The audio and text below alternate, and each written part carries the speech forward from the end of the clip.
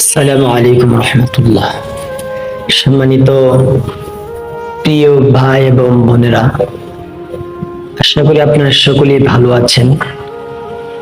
আমি আলহামদুলিল্লাহ ভালো আছি। আজকে আপনাদের সাথে একটি বিষয় শেয়ার করতে চাচ্ছি, সেটা হলো সন্তান, ছেলে হোক বা মেয়ে হোক, তাদের জন্য মা বাবা হলো বড় নিয়ামত, আমানত, নিয়ামত যেটাই বলি সন্তানের জন্য। তবে